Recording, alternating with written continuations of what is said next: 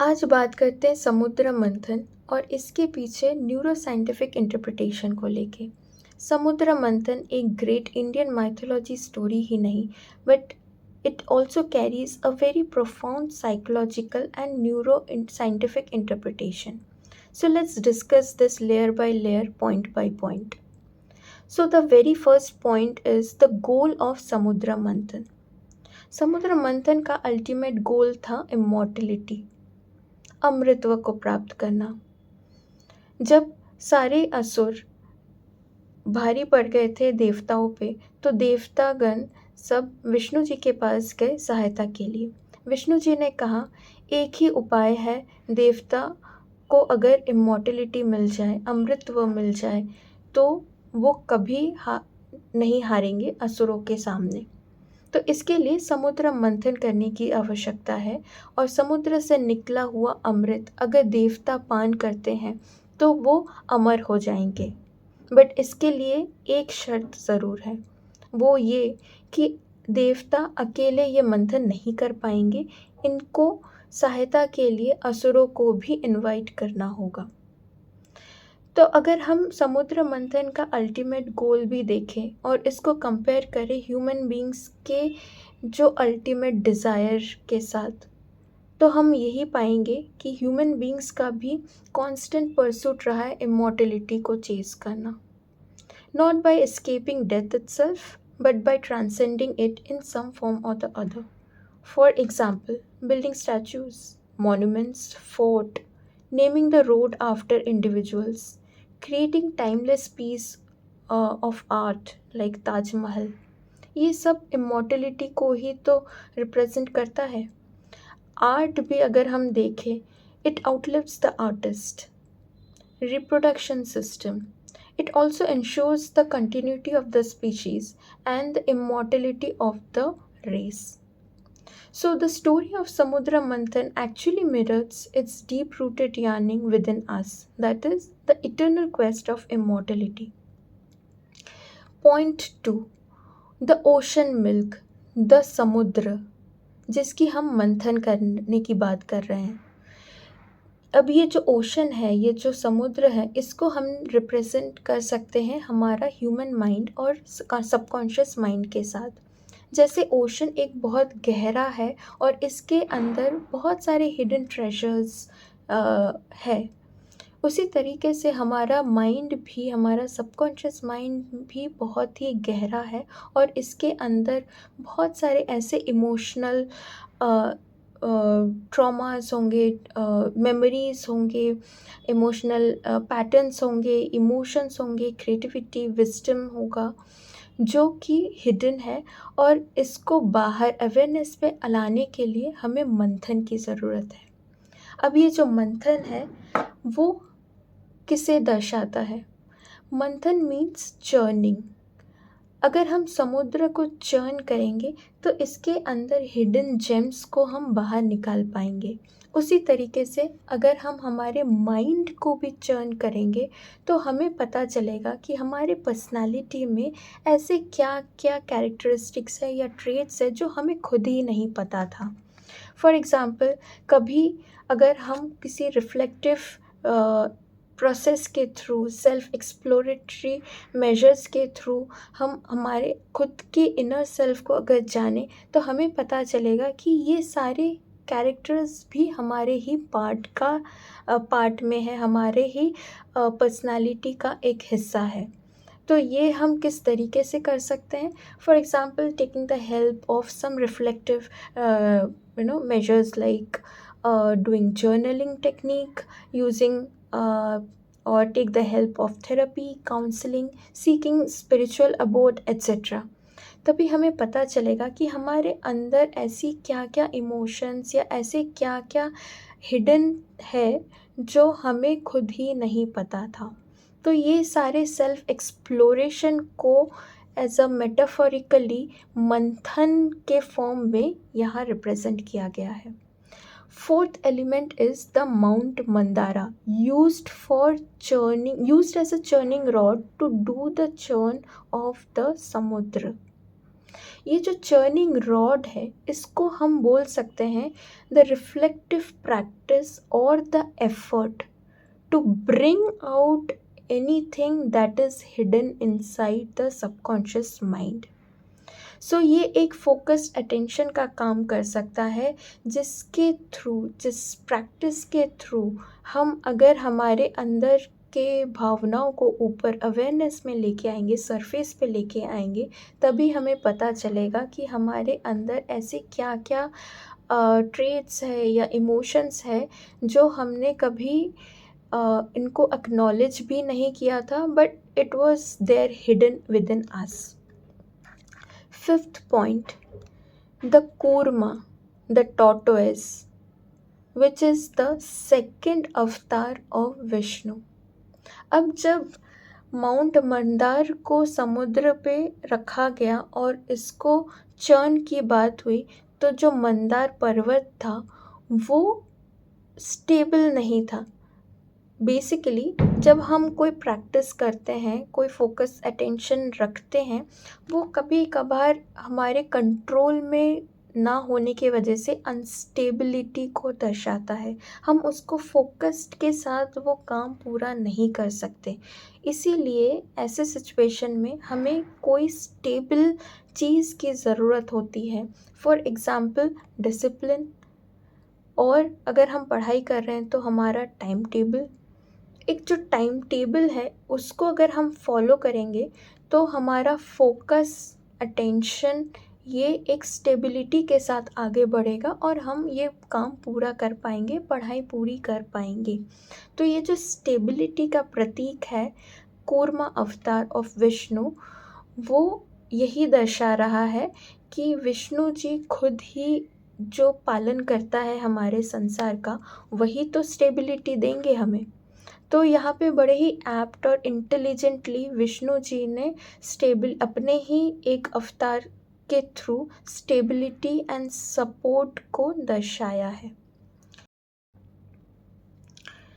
जो sixth element है वो है वासुकी नाग। वासुकी नाग शिव जी के गले में रहते हैं। अब ये डिसाइड हुआ कि जो माउंट मंदार है, माउंट पर्वत है, उनको अगर हमें as a rod, churning rod इस्तेमाल करना है तो हमें एक लंबी रस्सी की ज़रूरत होगी। बट ऐसी इतनी बड़ी लंबी रस्सी कहाँ मिलेगी? तो तभी वासुकी का आह्वान किया गया और वासुकी जी के थ्रू ये चर्निंग पॉसिबल हुआ। वासुकी यहाँ पे क्या दर्शा रहा है? वासुकी दर्शा रहा है हमारे ब्रेथ एंड नर्वस एनर्जी को, हमारे लाइफ फोर्स एज एन प्राणा को, हमारे नर्वस सिस्टम को, हमारे चक्रास को। तो बेसिकली जो नर्वस सिस्टम है वो both positive and negative impulse को कैरी करता है। तो हमारा जो ब्रीदिंग पैटर्न है वो एक ऑटोनॉमिक रेगुलेशन के through are deeply tied to our emotion, pulling in both the directions, like the devas and asuras tugging at Vasuki. So Vasuki का यहाँ पे बहुत ही इम्पॉर्टेंट रोल है, because without our nervous energy we can not, without our nervous system considering, we cannot do any deep dive in our subconscious mind. We have to take the help of our chakras, our nervous system, to dig down into our into our subconscious mind to find out what is hidden inside us. Seventh element है the participation of devas and asuras. Why we are considering both devas and asuras in this activity?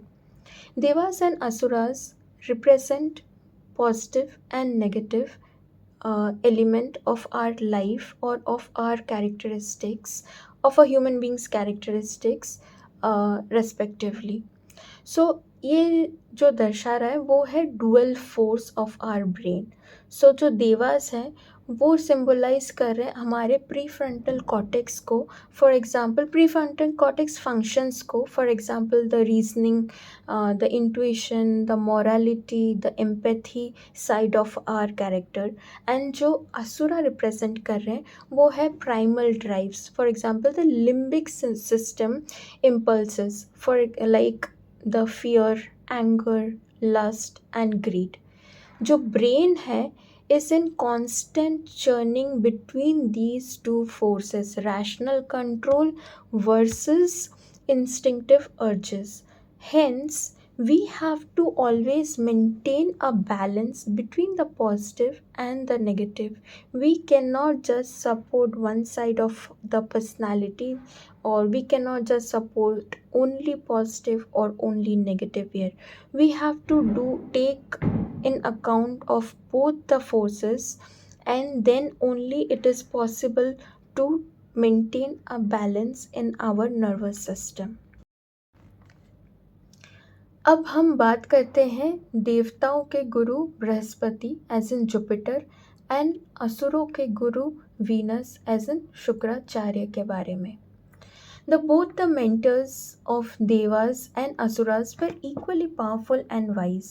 Yet, Venus, the Shukracharya, was the symbol of luxury and beauty, chose to guide the Asuras, and who were the embodiment of negative emotions. असुर क्या represent करते हैं? Jealousy, grid, anger को। और इनको mentor कौन कर रहा था?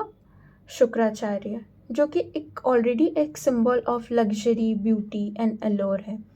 On the other hand Jupiter, Brihaspati, जो कि एक सिंबलाइज करते हैं wisdom, righteousness and higher knowledge को, वो गाइड कर रहे थे देवताओं को। और देवता क्या रिप्रेजेंट करते हैं? Positive emotion like goodwill, sacrifice, Joy, abundance, will power and inner growth को। तो यहाँ पे एक पॉइंट नोट करने वाली बात यह है कि हमें हमारा गुरु ऐसा चुनना चाहिए जो हमें सही राह दिखाए, हमें गलत राह पे ना चलने के लिए बोले। एट द सेम टाइम गुरु को भी ये देखना चाहिए कि जब हम हमारा अपना शिष्य चुने वो सही पात्र हो, वो हमारे नॉलेज को सही जगह पे इस्तेमाल करे। तो ये जो कोलैबोरेशन है गुरु और शिष्य का, ये करेक्ट चूज़ करना इम्पॉर्टेंट है। अगर एक भी एंगल, एक भी साइड में गलत हो तो वो नॉलेज वहाँ पे वेस्ट भी होगा और जो आउटकम है वो हमेशा नेगेटिव होगा। तो अगर आप देखोगे कि असुरों के गुरु शुक्राचार्य, उनके पास बहुत नॉलेज तो था, लेकिन वो नॉलेज को असुरों ने गलत ही रास्ते में इस्तेमाल किया, and hence they were representing the negative side of the emotion, negative side of the personality. Hence so ये जो स्टूडेंट एंड टीचर का जो कोलैबोरेशन है, ये करेक्ट होना कितना इम्पॉर्टेंट है, ये इस स्टोरी से हमें समझ में आता है। चलिए अब फोकस करते हैं समुद्र मंथन के बाद क्या हुआ। समुद्र मंथन के बाद जो पहला आइटम निकला वो था पॉइजन, हलाहल। कहा जाता है कि अगर हलाहल को प्रॉपरली डिस्पोज नहीं किया जाएगा तो ये पूरे दुनिया को नष्ट कर देगा। तभी शिवजी आए और उन्होंने हलाहल को अपने कंठ में धारण करके नीलकंठ बन गए। यहाँ पे एक पॉइंट नोट करने की बात ये है कि जब भी हमारे ह्यूमन माइंड का मंथन होता है, चर्निंग होता है, उसको रिफ्लेक्टिव प्रोसेस के थ्रू, काउंसलिंग एंड थेरेपी के थ्रू हम इसको चर्निंग करते हैं, पहला रिएक्शन यूजुअली एक नेगेटिव फॉर्म में ही निकलता है। For example, it can be in the form of repressed pain, it can be in the form of fear, outburst, trauma, guilt, anger, or it can be any other emotions. Neuroscience shows that this unresolved trauma, which is there inside the body, inside our psychology, or inside our mind, will come out the first when a person goes through any kind of reflective practice. सो एक बार ये unresolved trauma बाहर निकल जाता है तो आती है clarity. But ये जो अनरिजॉल्व ट्रॉमा है, ये जो टॉक्सिक इमोशंस है, इसको rather than spitting out on others, which can cause detrimental for any kind of relationships, or it can harm any relationship, it should be consciously expressed, or through therapy it should be guided so that the person is healed properly. यहाँ पे भी हम देख सकते हैं जो शिव जी ने जो हलाहल पॉइजन को अपने कंठ में धारण किया था, अपने थ्रोट चक्रा में रखा था, वो इसको अपने स्टमक तक लेके जा सकते थे, पेट तक रख सकते या कहीं और स्टोर कर सकते थे बॉडी में। लेकिन ये एक सिंबॉलिक रिप्रेजेंटेशन है कि उन्होंने गले में ही क्यों स्टोर किया पॉइजन को। गले से रिप्रेजेंट करता है हमारा वॉइस बॉक्स। तो अगर हम एक थेरेपी या काउंसलिंग में एक्सप्रेशन के थ्रू, स्पीच के थ्रू इस जहरीले इमोशन को, इस नेगेटिव इमोशन को एड्रेस करें, rather than किसी और पे या कहीं किसी और तरीके से इसको हम बाहर निकालें, इसको अगर हम गाइडेड वे में एड्रेस करें through speech, expression and voice, तो ये बेटर होगा इसको हैंडल करना। इसीलिए यहाँ पे थ्रोट चक्रा का, विशुद्ध चक्रा का एक बहुत सिग्निफिकेंट रोल सिम्बॉलिकली यहाँ पे बताया गया है। 10th point is the other element once the poison was addressed by Lord Shiva. एक बार जब ये पॉइजनस इमोशन और ये पॉइजन एड्रेस हो गया, उसके बाद आई क्लैरिटी ऑफ थॉट। जैसे ही माइंड में क्लैरिटी आती है, थोड़ी हैप्पीनेस आती है, थोड़ी कामनेस आती है, थोड़ा फोकस आता है, तब एक इंसान आइडिएशन में जाता है। The person start giving birth to fresh ideas that start attracting wealth, abundance, joy, prosperity in one's life. Hence, एक बार हम नेगेटिव इमोशन को एड्रेस कर लेते हैं, हमारा दिमाग काम हो जाता है, तभी हमारा ब्रेन केपेबल होता है आइडियाज़, नए आइडियाज़ को अट्रैक्ट करने में, नए आइडियाज़ को सोचने में, अपॉर्चुनिटीज़ को अट्रैक्ट करने में, एंड इन रिटर्न एक फुलफिलिंग लाइफ लीड करने में, एक प्रॉस्परस लाइफ लीड करने में।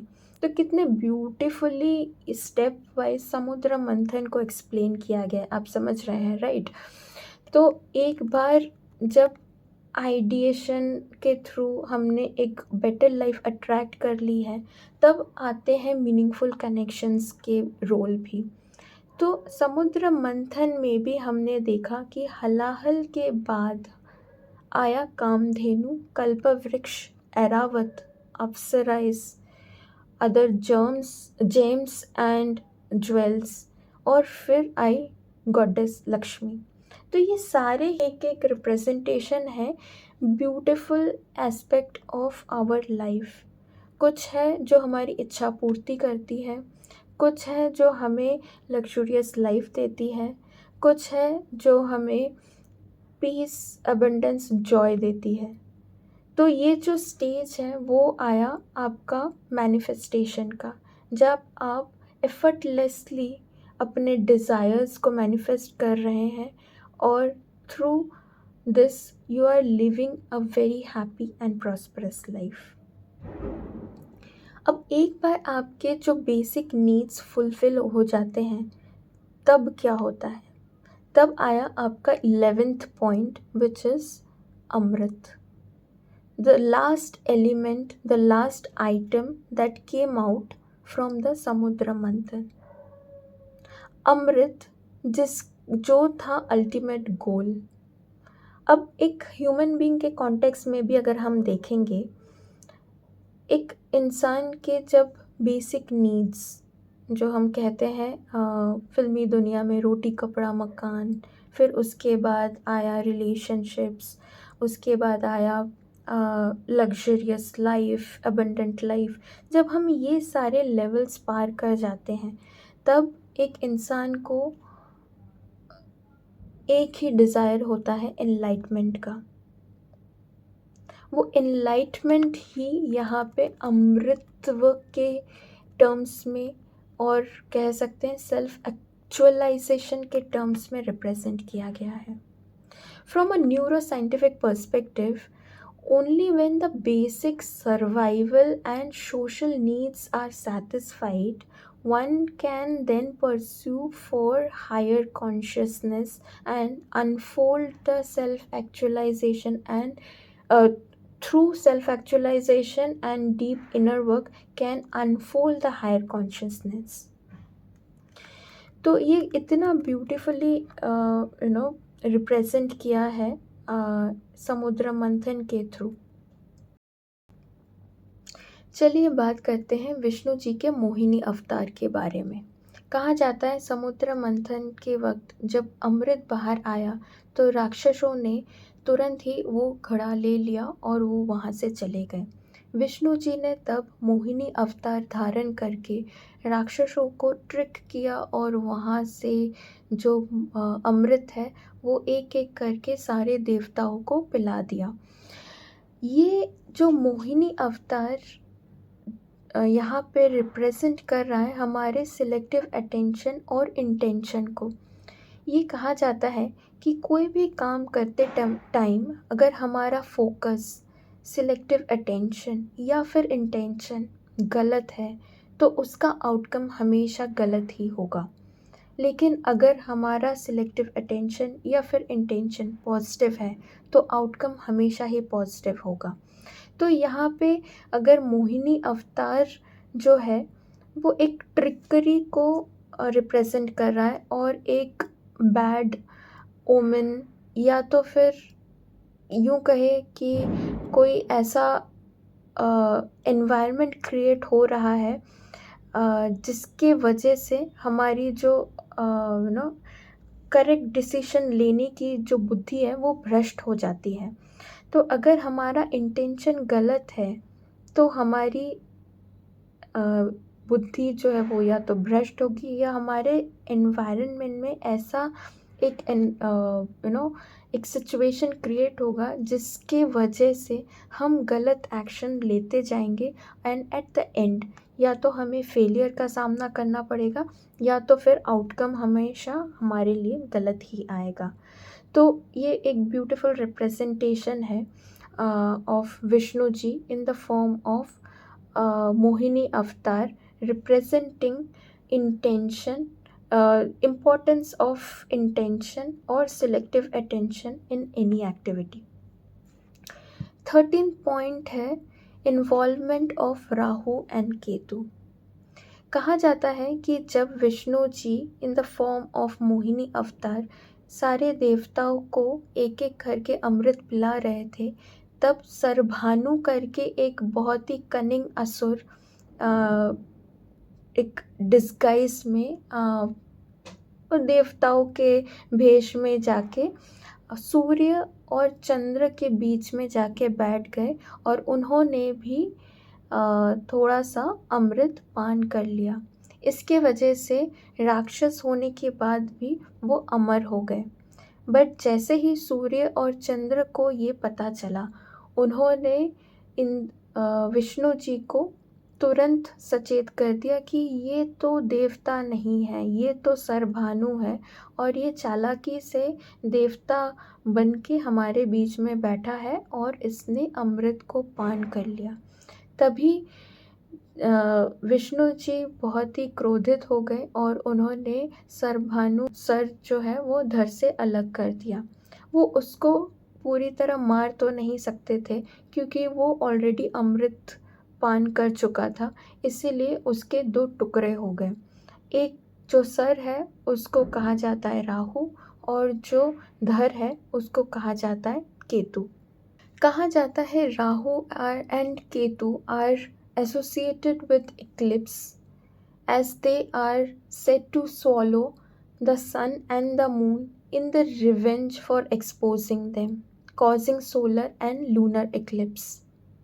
In neuroscience term, they symbolize cognitive and psychological forces.